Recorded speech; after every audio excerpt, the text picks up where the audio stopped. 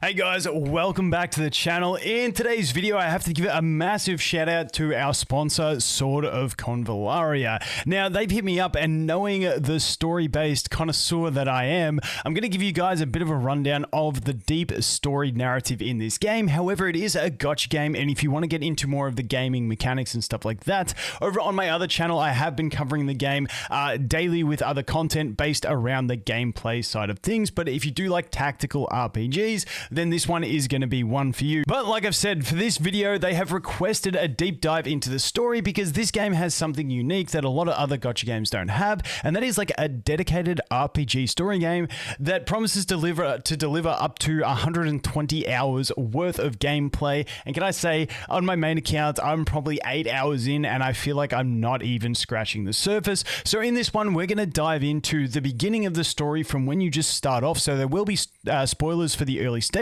but it won't take you too long to catch up to where we go through in this beginning part. So basically, you start off and you're sort of in an unconscious state, seeing the light, trying to wake yourself up and find your identity. Then you wake up and you're in a prison cell, not knowing what is going on at all.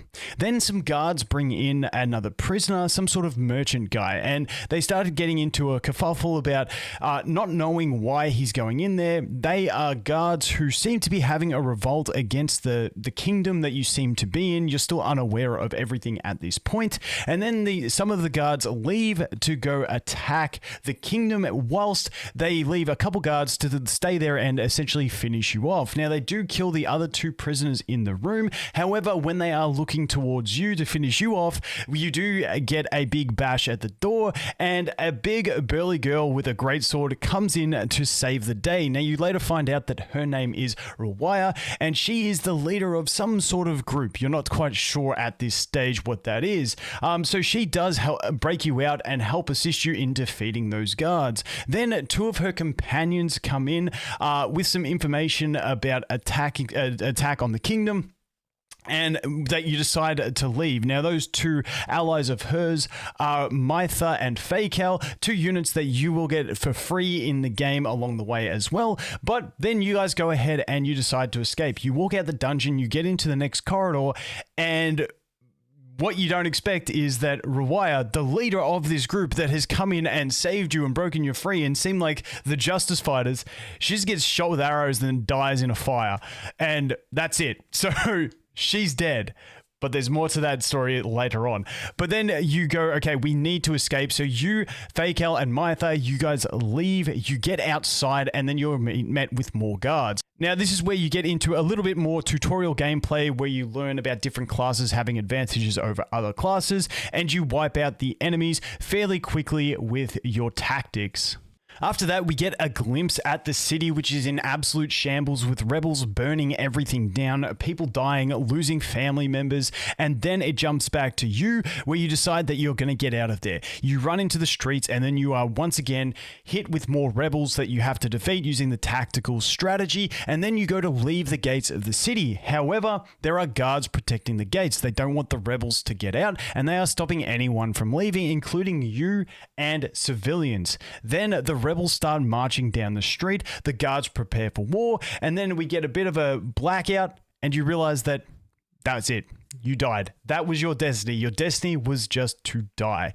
However, you then see the light again, and you wake up in some sort of starry dreamscape type area, and there's a little cat there talking to you, and you learn that this cat has gone and fished you out of the Sea of Chaos. And the little cat then explains to you that the Sea of Chaos is at the end of time and space and is something that is a meeting place of destinies. However, doesn't expect you to completely understand that yet. The cat then explains that it was your wish to reshape your destiny, which allowed him to fish you out of the Sea of Chaos. And then he sends you on your way to go and find some new companions. Now, this is where we are met with the gacha system in the game. Now, in the gacha system is where where the game meshes the story into the actual gameplay really well, because you're using these tarot cards to basically fish characters out of the Sea of Chaos. So in your tutorial pool, you will get yourself a Mytha. Then she comes into this dreamscape land, which you later learn is called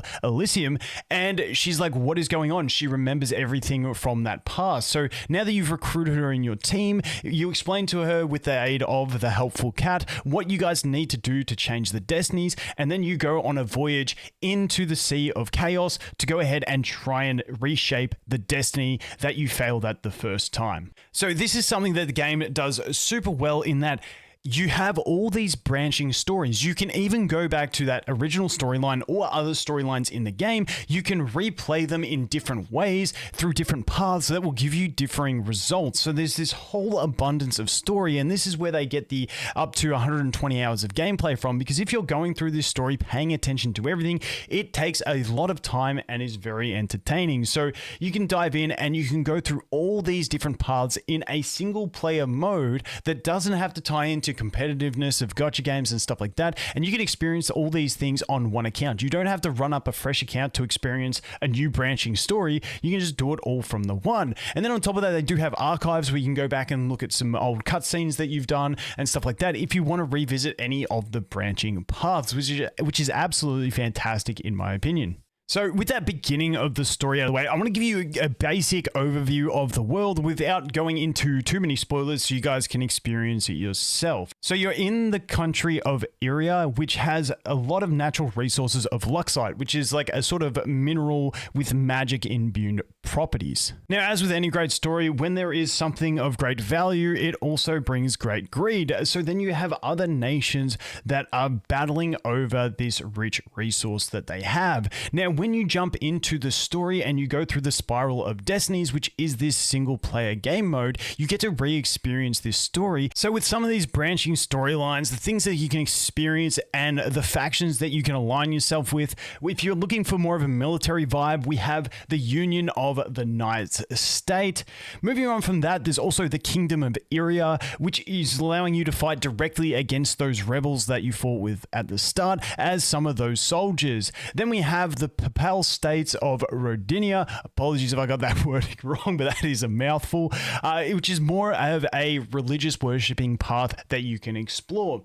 Then if you're into more furries and mountain people, we have the Volda tribes, which you can go ahead and join and play in that sort of world. Otherwise, you can jump back in with your original group, with Mytha, with Fakel, and you can go back and relive that story and actually save Rewire this time, who you later learn that they are a part of a mercenary group called the Sword of Convallaria, and that is where the name of the game comes from. So that is going to be it for this one, guys. Once again, a massive shout out goes to Sword of Convallaria for sponsoring this video. And if you do want to play the game, I will have a link in the description below, but I will also have a link down there to my other YouTube channel where I've got a bunch of guides for the game if you're looking at getting deeper into it. Once again, guys, thanks for watching. Hope you have an awesome day, and I look forward to seeing the next one. Cheers.